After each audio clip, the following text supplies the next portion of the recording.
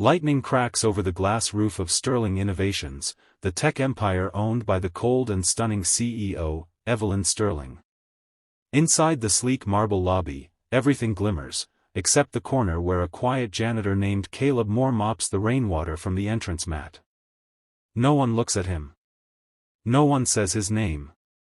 Until tonight. Because tonight, Evelyn Sterling would stop her entire board meeting, for him. It all started when the CEO's personal piano, an antique worth more than $250,000, was accidentally destroyed. The same piano her late fiancé once gifted her. The crash echoed through the halls like a death itself. The janitor, Caleb, had been mopping near the corridor when the movers slipped. Everyone froze. The priceless Sterling Grand, shattered into splinters. The workers apologized. Evelyn didn't respond. Her eyes, icy blue and unreadable, fixed on the janitor. "You were standing there," she said quietly.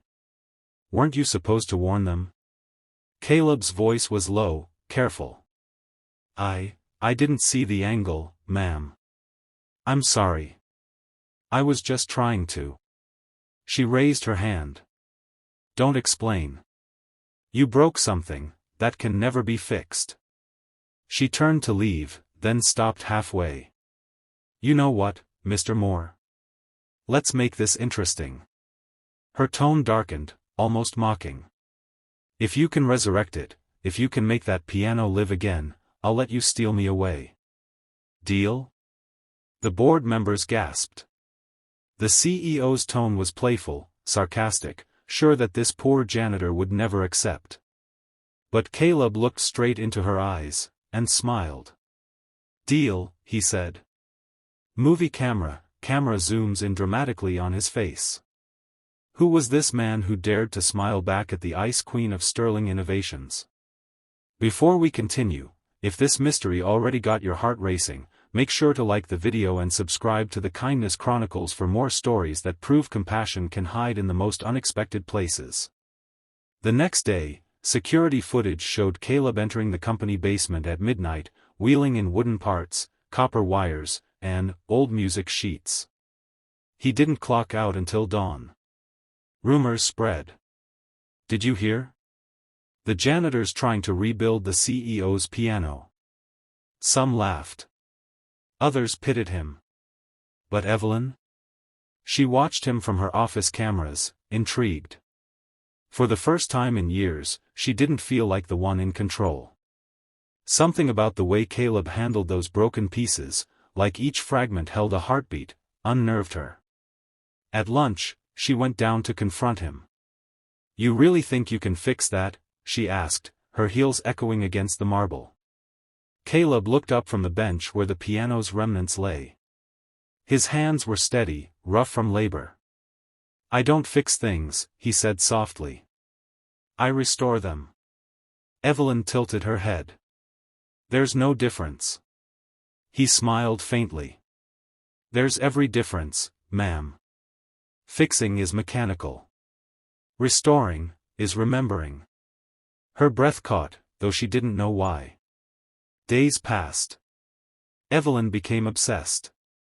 Every evening, she found herself peering through the glass, watching the janitor's hands shape what was once dead wood into something beautiful. But it wasn't just the piano that began to change.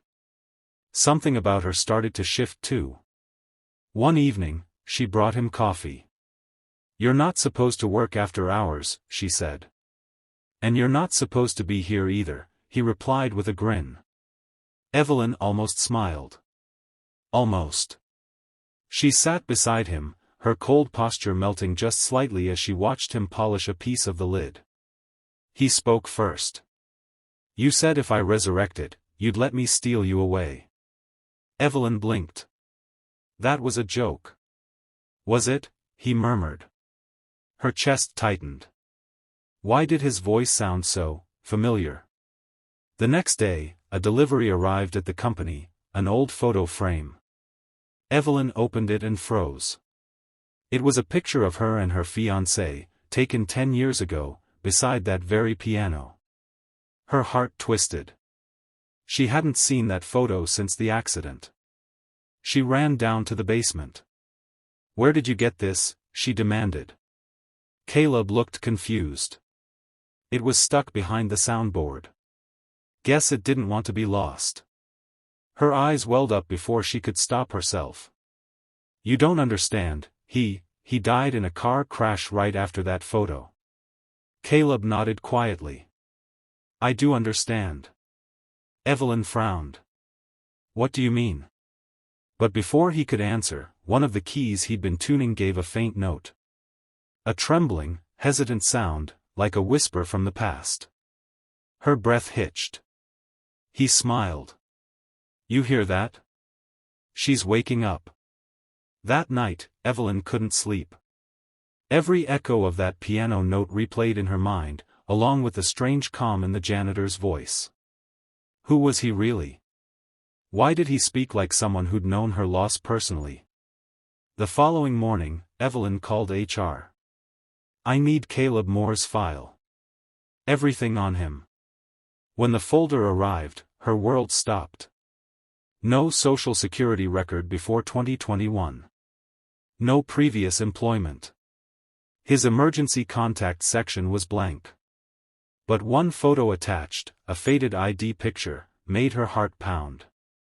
His eyes. That same deep brown, like the man she once loved. The man who died 10 years ago.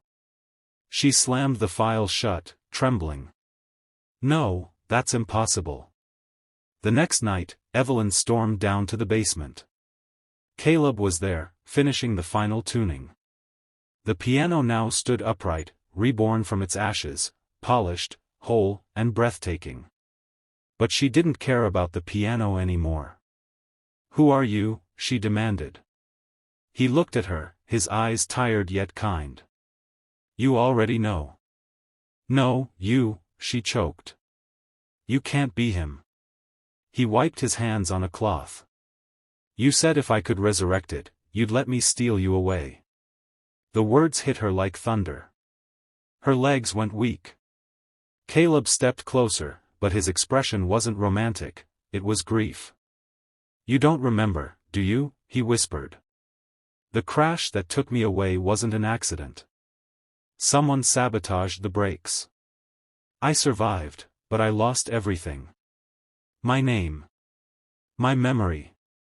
Until I heard your voice again." Evelyn's knees nearly gave out.